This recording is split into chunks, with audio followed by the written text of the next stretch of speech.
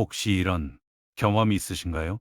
분명 처음 만났을 때는 따뜻하고 배려력 있고 좋은 사람 같았는데 어느 순간부터 그 사람만 만나고 나면 이유 없이 피곤하고 기분이 바닥을 치고 집에 돌아와서 혼자 멍하니 천장을 바라보게 되는 그런 경험 말입니다. 그리고 이상하게도 그 사람에게는 아무 말도 못하고 혼자 삭히다가 내가 너무 예민한 건가 하고 스스로를 탓하게 되는 그 순간, 내가 너무 기대가 많은 건가 하고 스스로 반성하게 되는 그 이상한 역전의 순간. 여러분, 오늘 저는 30년 동안 인간의 내면과 관계의 본질을 탐구해온 철학자로서 단언합니다. 그건 당신이 예민해서가 아닙니다. 상대방의 썩은 본성이 아주 교묘하고 천천히 당신의 영혼을 갉아먹고 있다는 신호입니다. 암세포를 아십니까? 암세포는 처음에 절대 티가 나지 않습니다. 정상세포인 척 몸속에 조용히 자리를 잡죠. 그리고 어느 순간 숙주가 눈치채지 못하는 사이에 건강한 세포들을 하나씩 잠식해 들어갑니다. 그리고 숙주가 이상함을 느낄 즈음에는 이미 너무 깊이 번져 있습니다. 인간관계의 독도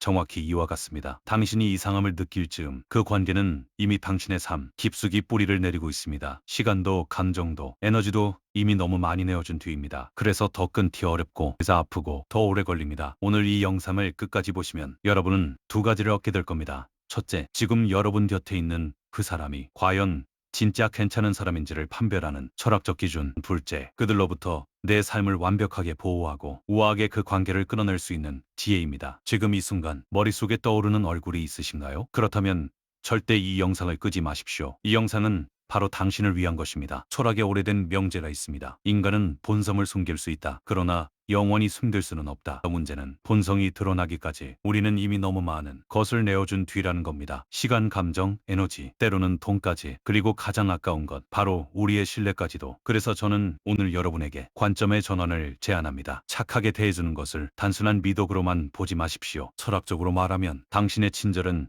상대방의 본성을 드러내는 일종의 리트머스 시험지입니다. 내가 진심으로 잘해줄 때 상대가 어떻게 반응하는가, 바로 그 반응이 그 사람의 민낯입니다. 여러분은 호의가 계속되면 권리인 줄 안다는 말을 들어보셨을 겁니다. 그런데 저는 이 말을 조금 다르게 해석합니다. 진짜 문제는 호의를 권리로 여기는 것 자체가 아닙니다. 진짜 문제는 그 사람이 당신의 친절을 자신의 것으로 당연히 여기는 순간에도 당신에 대한 존중을 멈추지 않는가 하는 것입니다. 처음 만났을 때는 누구나 조심합니다. 예의 바르게 굴고 감사 인사를 하고 상대의 눈치를 살핍니다. 그런데 6개월, 1년이 지나면서 관계가 편안해졌을 때 어떻게 변하는지 바로 거기서 본성이 나옵니다. 처음에는 밥 한번 살게요 했던 사람이 이제는 오늘 지갑 없는데 내가 내라고 당연히 말합니다. 처음에는 고맙다고 했던 사람이 이제는 당신의 호의에 아무런 반응도 하지 않습니다. 당신이 무언가를 해줬는데 감사는커녕 마치 당연히 받아야 할 것을 받은 사람처럼 행동합니다. 그리고 결정적으로 당신이 한 번이라도 못해주면 태도가 싸늘하게 변합니다. 이것은 친해진 게 아닙니다. 길들여진 겁니다. 당신이 길들여지고 있는 겁니다. 좋은 사람은 관계가 깊어질수록 더 감사해야 합니다. 처음보다 훨씬 편안해진 관계에서도 상대가 베풀어준 것에 감사하는 마음을 잃지 않습니다. 하지만 나쁜 사람은 관계가 깊어질수록 더 뻔뻔해집니다. 당신의 친절을 소비했다면 다음엔 더 큰 친절을 요구합니다. 그리고 그것이 충족되지 않으면 당신을 탓합니다. 이것이 사람을 보는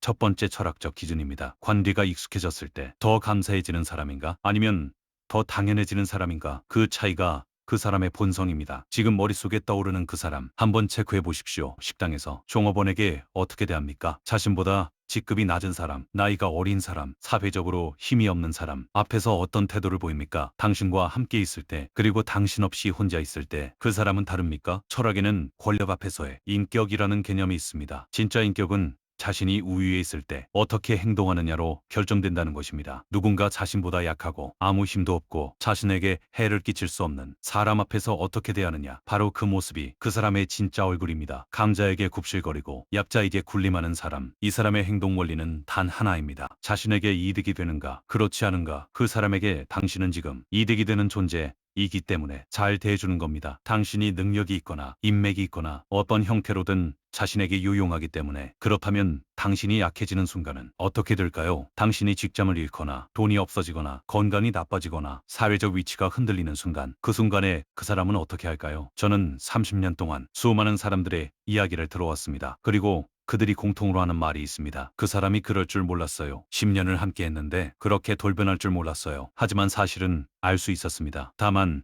보고 싶지 않았을 뿐입니다. 혹은 보았지만 애써 눈을 감았을 뿐입니다. 약자를 대하는 태도는 미래에 약해진 당신을 대하 예고편입니다. 종업원에게 반말하고 후배에게 함부로 대하고 자신보다 낫다고 여기는 사람에게 무례하게 구는 그 사람은 언젠가 반드시 당신에게도 똑같이 합니다. 그때가 당신의 가치가 그들 기준에서 조금이라도 낮아졌다고 느끼는 그 순간입니다. 우리는 종종 사람이 변한다는 말을 합니다. 그런데 철학적으로 엄밀히 말하면 사람은 변하는 게 아닙니다. 드러나는 겁니다. 조건이 갖춰졌을 때, 안전하다고 느낄 때, 이득이 없을 때 그동안 숨겨두었던 본성이 수면 위로 올라오는 겁니다. 중국의 고전 책은담에는 이런 말이 있습니다. 사람을 볼 때는 그 사람이 무엇을 자랑하는지가 아니라 무엇을 부끄러워하는지를 보라. 약자에게 함부로 대하면서도 부끄러움을 모르는 사람, 그 사람은 이미 스스로 자신의 본성을 세상에 드러낸 겁니다. 당신이 그것을 못 본 척한다면 그건 순진한 게 아닙니다. 스스로를 위험에 내모는 겁니다. 이제 가장 교묘하고 위험한 유형을 이야기하겠습니다. 여러분이 상처받았을 때, 서운함을 표현했을 때, 혹은 화가 났을 때 상대방이 이렇게 말한 적 있으신가요? 너 원래 그렇게 예민해? 그걸 왜 그렇게 받아들여? 내가 그런 의도로 말한 게 아니잖아. 과민 반응 아니야? 다른 사람들은 다 괜찮다는데 너만 유독. 그래, 그 순간 여러분은 어떤 기분이 들었습니까? 분명히 상처받았는데 어느 순간 자신이 이상한 사람이 된 것 같은 그 기묘한 느낌, 상대방의 잘못을 따졌는데 오히려 내가 사과해야 할 것 같은 그 역전된 상황, 그리고 대화가 끝나고 나서 도대체 무슨 일이 있었던 건지 스스로도 혼란스러운 그 감각, 이것에 이름이 있습니다. 가스라이팅입니다. 원래 가스라이팅은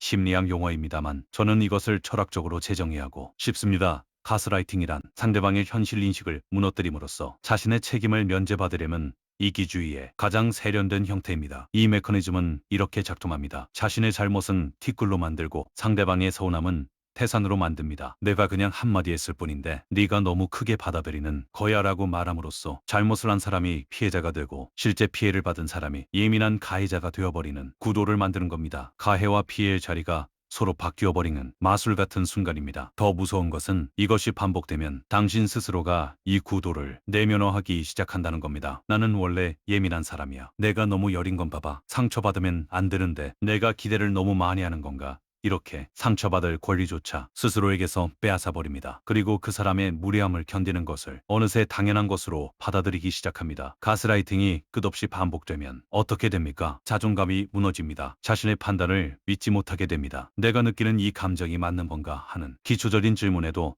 확신을 갖지 못하게 됩니다. 이것이 가스라이팅의 진짜 목적입니다. 당신이 스스로를 믿지 못하게 만드는 것, 그래야 그 사람이 당신 위에 군림할 수 있으니까요. 철학자 스피노자는 말했습니다. 감정을 억누르는 것이 아니라 감정을 이해하는 것이 자유다. 당신의 감정은 옳습니다. 분노할 일에 분노했고 상처받을 일에 상처받은 겁니다. 그것을 예민하다고 무력화하려는 사람은 당신의 감정을 다스리려는 것이 아닙니다. 당신의 감정을 나아가 당신 자체를 지배하려는 겁니다. 분명히 기억하십시오. 당신의 감정을 틀렸다고 말하는 사람이 진짜로 틀린 겁니다. 당신은 예민한 게 아닙니다. 당신은 정확하게 감지하고 있는 겁니다. 이제 오늘 영상의 핵심입니다. 여러분은 지금까지 어떻게 하셨습니까? 무례한 말을 들었을 때, 무시당했을 때, 당연히 지켜줘야 할 선이 무너졌을 때 아마 대부분의 분들은 참으셨을 겁니다. 관대를 위해서, 분위기를 위해서, 혹은 내가 너무 심하게 반응하는 건 아닌가 하는 자기 검열 때문에, 그리고 그 참음이 미덕이라고 배워왔기 때문에 오늘 저는 그 오래된 참을성에 철학적 반론을 제기합니다. 함무라비 법전을 아십니까?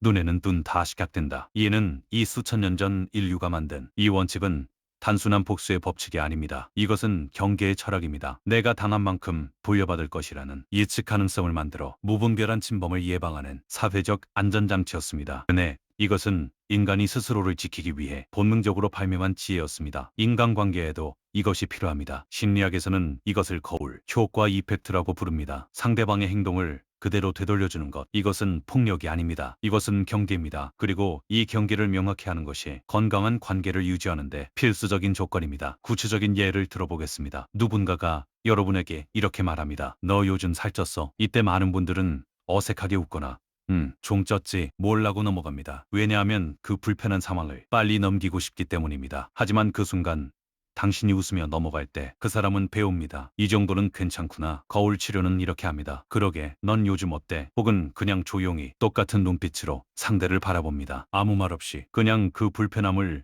상대에게 되돌려줍니다. 말 한마디 없이도 그 침묵이 전달합니다. 그 말은 선을 넘었어. 무례한 질문에는 무례한 침묵으로, 당신을 무시하는 태도에는 동등한 무관심으로 상대방이 당신에게 주는 에너지를 그대로 돌려보내는 겁니다. 색깔 없이, 설명 없이, 감정 소모 없이. 왜 이것이 철학적으로 정당한가요? 아리스토텔레스는 덕이란 극단의 중간에 있다고 했습니다. 지나친 복종과 지나친 공격성 사이, 바로 그 중간이 건강한 자기 방어입니다. 무한정 참는 것은 덕이 아닙니다. 그것은 자기 자신을 향한 조용한 폭력입니다. 그리고 그것은 상대방의 무례함을 묵인하는 행위이기도 합니다. 상대방이 무례하게 굴 때 아무 반응도 하지 않는다는 것은 상대방에게 이 정도는 괜찮아요 라고 허락하는 것과 같습니다. 그 침묵이 다음번의 무례함을 초대하는 겁니다. 그리고 그 다음번의 무례함은 조금 더 심해집니다. 경계가 없는 곳에서 침범은 계속해서 깊어지게 되어 있습니다. 거울을 들어보십시오. 그리고 상대방에게 자기 자신의 모습을 보여주십시오. 많은 경우 그 사람들은 자신의 반사된 모습에 깜짝 놀라 행동을 바꿉니다. 그리고 바꾸지 않는다면 그것 또한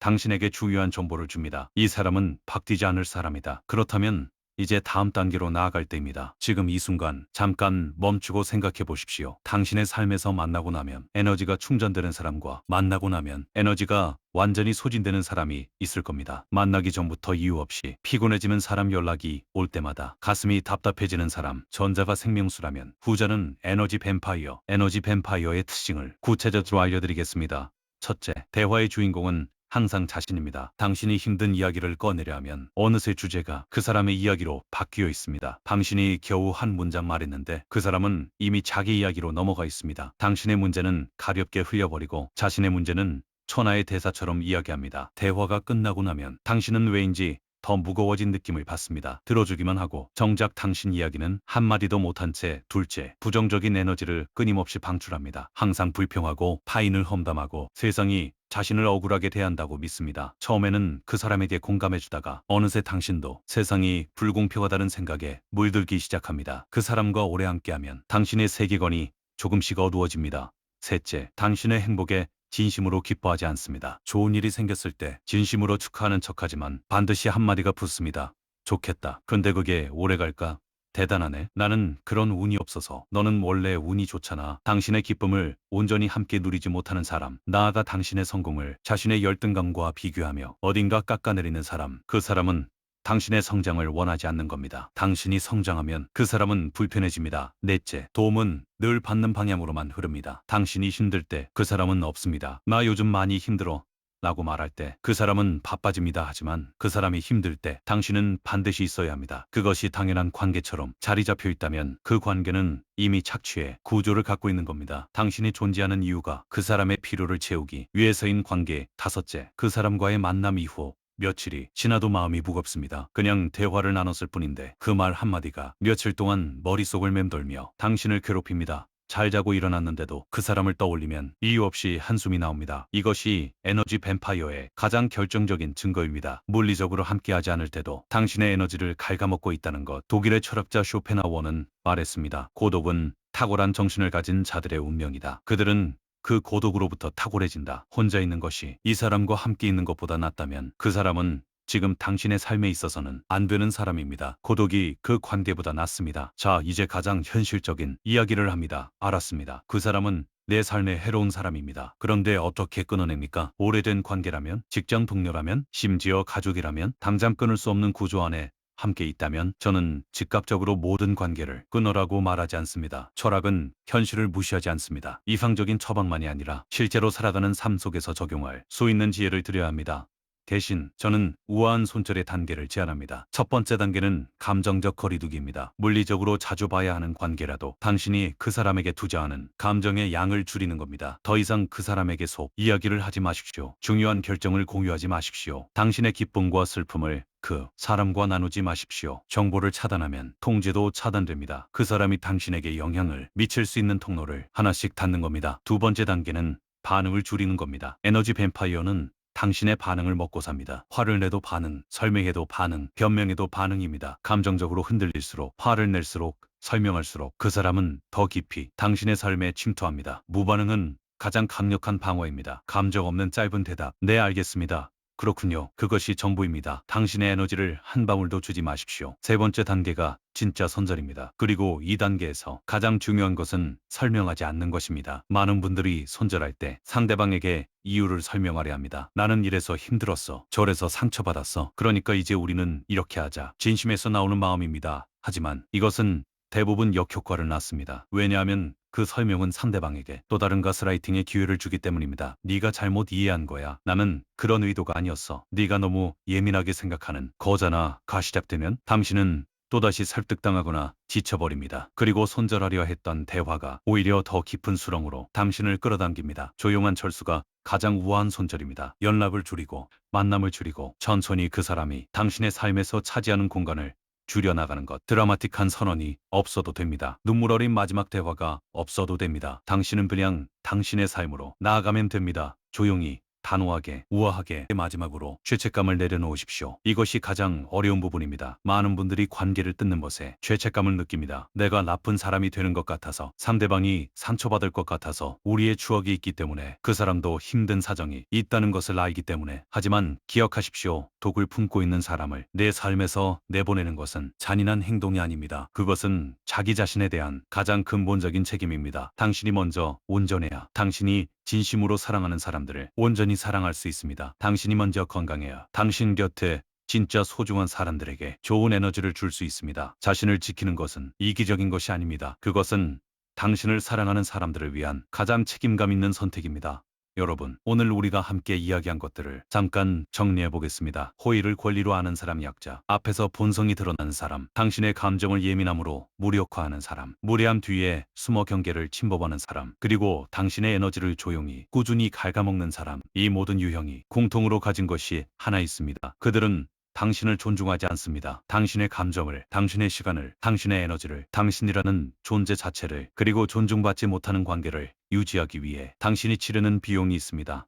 시간, 에너지, 자존감, 그리고 무엇보다 가장 소중한 것, 바로 당신 자신에 대한 믿음. 내가 충분한 사람이라는 믿음, 내 감정이 옳다는 믿음, 내가 존중받을 자격이 있다는 믿음. 그 믿음을 천천히 갉아먹는 관계라면 그 관계는 당신의 삶에 있어서는 안 됩니다. 공자는 말했습니다. 자기 자신을 이기는 것이 가장 강한 자다. 저는 여기에 하나를 더하고 싶습니다. 자기 자신을 지키는 것, 그것이 가장 지혜로운 자입니다. 자신의 가치를 스스로 알고 그것에 합당한 관계만을 허용하는 것, 그것이 철학이 수천 년 동안 말해온 진정한 자존입니다. 당신의 인생은 당신을 존중해주는 사람들과 웃고 이야기하기에도 너무나 짧습니다. 당신의 진심을 알아주는 사람들과 함께하기에도 시간이 부족합니다. 당신의 성장을 진심으로 기뻐해주는 사람들과 꿈을 나누기에도 우리에게 주어진 시간은 너무 소중합니다. 무례한 이들에게 당신의 소중한 에너지를 단 1초도 낭비하지 마십시오. 당신이 그 관계를 끊어낼 때 비로소 당신의 진짜 인생이 시작됩니다. 당신이 비워낸 그 자리에 반드시 더 좋은 것들이 채워집니다. 더 따뜻한 사람들이, 더 건강한 관계들이, 그리고 무엇보다